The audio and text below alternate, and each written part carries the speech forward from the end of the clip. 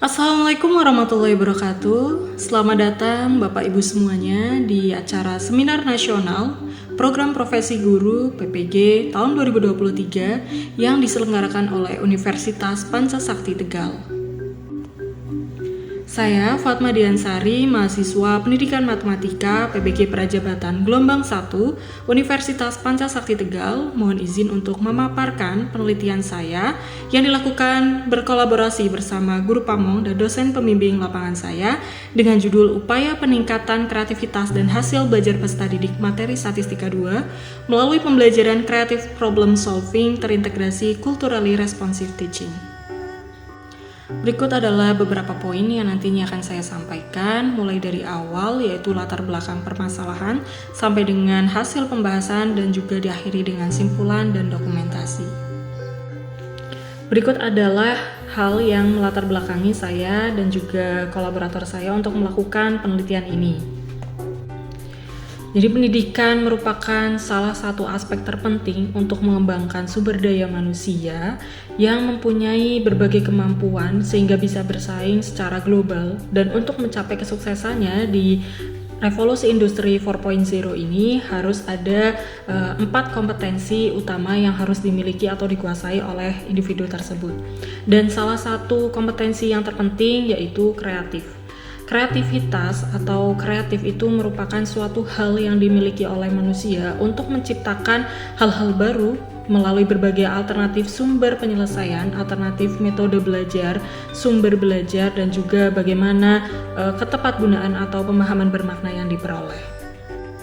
Namun sayangnya pada saat saya implementasi PPL 2 di SMA Negeri 2 Tegal, hasil observasi dan juga wawancaranya, terutama dari hasil asesmen diagnostiknya, menunjukkan bahwa hasil belajar dan juga kreativitas belajarnya itu rendah.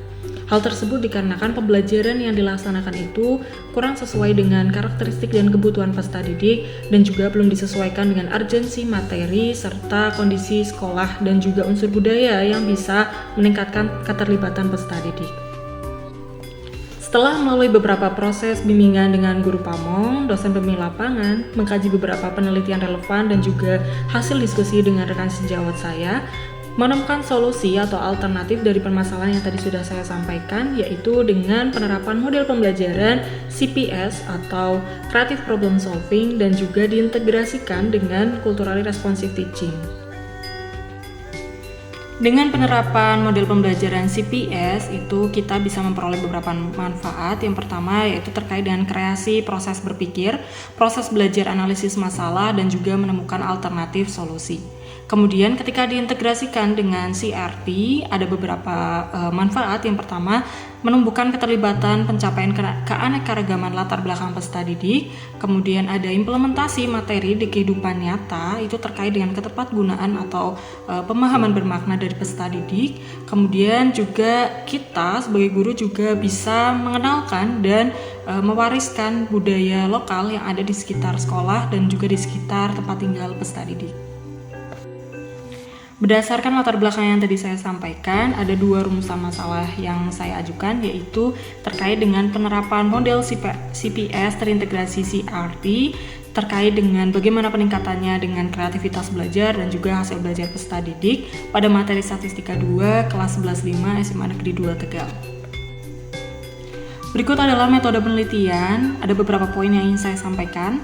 Pertama yaitu terkait dengan jenis penelitian, yaitu penelitian tindakan kelas kolaboratif yang saya laksanakan bersama guru pamong saya, Bapak Tri Haryanto, dan juga DPL saya, yaitu Bapak Dr. Munadi. Untuk waktunya yaitu bersamaan dengan PPL 2, kemudian lokasinya di SMA Negeri 2 Tegal, tepatnya di kelas 11-5. Untuk target ataupun subjek penelitiannya yaitu di kelas 11-5 seluruh peserta didik, yaitu 36 peserta didik dengan rincian 10 peserta didik laki-laki dan 26 peserta didik perempuan. Berkaitan dengan data dan juga bagaimana pengumpulannya, ada 2 jenis data, yaitu data kuantitatif, yaitu data kreativitas dan juga hasil belajar. Untuk kreativitas diperoleh dari hasil angket dan juga hasil observasi. Kemudian untuk hasil belajarnya diperoleh dari tes atau evaluasi, dari pre-test dan post-test berupa soal esai mengenai materi Statistika 2. Kemudian untuk data kuantitatif diperoleh dari hasil wawancara dan juga dokumentasi. Teknik analisis data yang saya lakukan, yang pertama ada deskriptif komparatif, yaitu membandingkan hasil dari prasiklus, kemudian siklus 1 dan siklus kedua, dan ada juga deskriptif kualitatif, yaitu ada 3 tahapan. Pertama reduksi data, penyajian data, kemudian penarikan simpulan. Dan di bawah ini merupakan rumus-rumus yang saya gunakan untuk perhitungan penelitian saya. Yang pertama ada perhitungan mean atau rata-rata, kemudian ada perhitungan ketuntasan secara klasikal dan ketuntasan secara individu. Dan berikut merupakan kriteria ketuntasan ataupun kriteria dari yang menentukan pengelompokan dari hasil belajar dan juga kreativitas belajar peserta didik.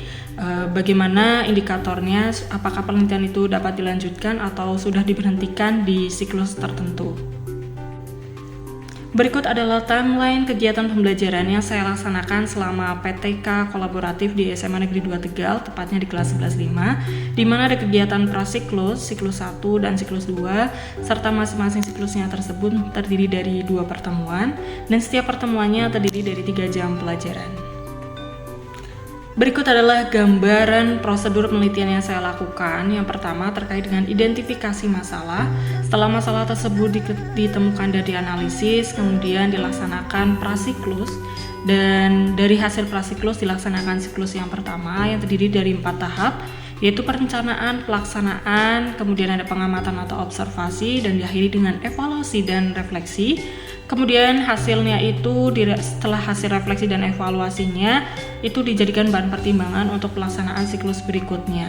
Begitu juga pada siklus 2, ketika memang hasil evaluasi dan juga refleksinya itu tidak sesuai dengan indikator pencapaian penelitian, maka bisa dilaksanakan untuk siklus berikutnya, yaitu siklus ketiga. 4 tahap ketika pelaksanaan siklus, jadi ada siklus pertama dan siklus yang kedua yang saya laksanakan, yaitu ada tahap perencanaan, itu terkait dengan penyusunan perangkat pembelajaran berdasarkan hasil dari prasiklus, yaitu asesmen diagnostik, profiling, dan juga asesmen diagnostik kognitif maupun non-kognitif, serta menyesuaikan dengan karakteristik materi dan juga karakteristik atau kondisi sekolah. Kemudian untuk pelaksanaannya, yaitu pelaksanaan penerapan model pembelajaran CPS atau Creative Problem Solving terintegrasi Culturally Responsive Teaching atau CRT, dan pengelompokannya itu berdasarkan asesmen diagnostik. Kemudian bedanya di siklus 2, pengelompokannya itu berdasarkan hasil evaluasi dari siklus yang pertama. Selanjutnya untuk tahap observasi itu dilaksanakan selama kegiatan pembelajaran berlangsung, yang lembar observasinya itu diisi oleh observer, yaitu rekan sejawat dan juga guru pamong serta dosen pembimbing lapangan. Untuk soal evaluasi terdiri dari 2 jenis, yaitu evaluasi berkaitan dengan angket kreativitas peserta didik.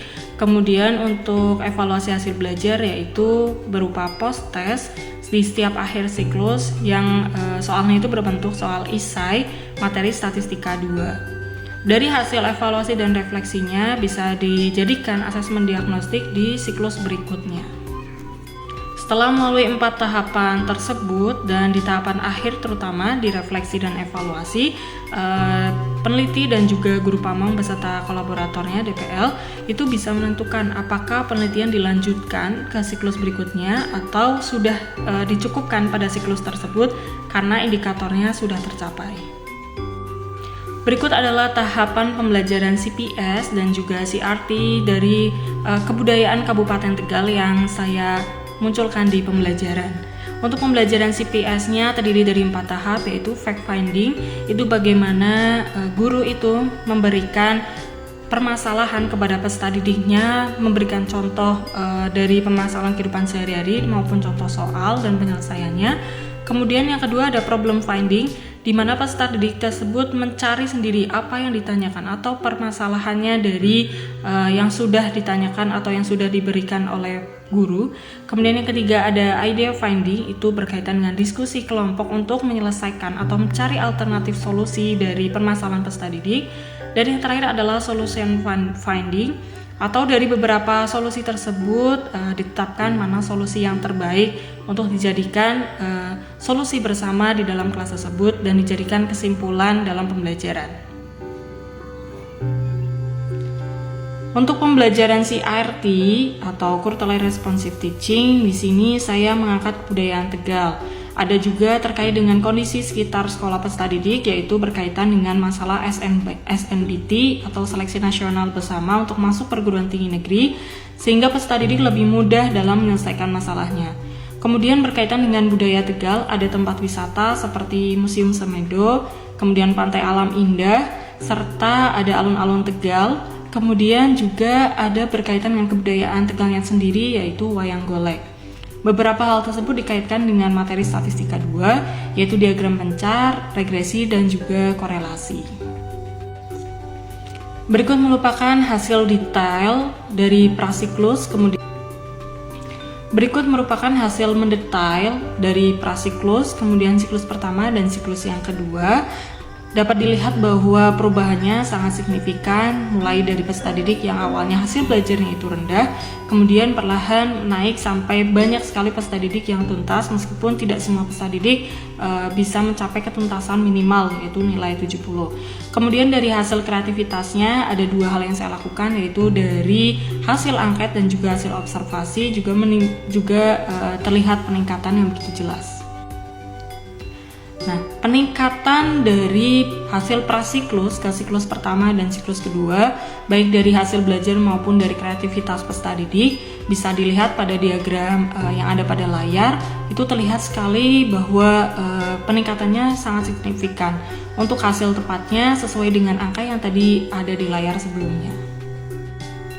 Berdasarkan hasil komparasi dari prasiklus, siklus 1 dan juga siklus 2, dapat disimpulkan bahwa model pembelajaran CPS dan juga terintegrasi dengan CRT bisa meningkatkan hasil belajar dan juga kreativitas belajar peserta didik.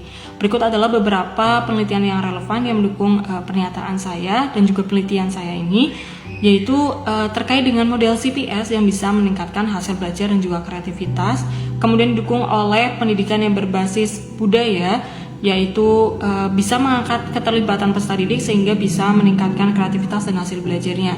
Namun dari relevansi penelitian itu masih dilakukan secara terpisah, baik CPS-nya maupun CRT-nya. Jadi di sini saya melakukan inovasi untuk mengintegrasikan keduanya supaya hasil belajar dan kreativitas peserta didiknya itu jauh lebih optimal. Berikut adalah simpulan hasil penelitian yang sudah saya lakukan. Di situ terlihat sekali bahwa dari hasil kreativitas maupun juga hasil belajar peserta didik meningkat sangat signifikan. Yang semula hasil belajarnya itu rendah, kemudian meningkat menjadi banyak sekali peserta didik yang tuntas sampai 88%, bahkan hampir mencapai 90%. Kemudian dalam kreativitasnya juga yang semula itu kurang kreatif, kemudian meningkat menjadi cukup kreatif dan sampai di akhir siklus itu menjadi ke taraf kreatif. Jadi dapat disimpulkan bahwa model pembelajaran CPS dan terintegrasi dengan CRT bisa meningkatkan kreativitas dan juga hasil belajar peserta didik. Berikut merupakan artefak pembelajaran yang saya terapkan selama pembelajaran PTK kolaboratif berkaitan dengan pembelajaran CPS terintegrasi CRT. Yang pertama ada bahan tayang, kemudian game apersepsi menggunakan aplikasi WordWall, ada modul ajar dan juga LKPD berbasis CRT. Dan seluruhan perangkat saya itu tersedia secara online di Google Drive kelas yang saya ampu, yaitu kelas 11.5, sehingga mereka bisa belajar dimanapun, kapanpun dengan mengakses smartphone-nya. Berikut adalah beberapa dokumentasi terkait dengan penelitian tindakan kelas kolaboratif yang sudah saya laksanakan, mulai dari kegiatan prasiklus, siklus 1 dan juga siklus 2 melalui 4 tahapan, perencanaan, pelaksanaan, observasi, dan juga evaluasi serta refleksi. Demikian yang bisa saya sampaikan, kurang lebihnya saya mohon maaf. Apabila ada kritik, saran maupun komentar, silakan bisa dituliskan di kolom komentar. Kemudian jangan lupa untuk like, komen, dan subscribe channel YouTube saya, Yoursmed, dan juga channel YouTube Universitas Pancasakti Tegal. Terima kasih. Billahi taufiq wal hidayah. Wassalamualaikum warahmatullahi wabarakatuh.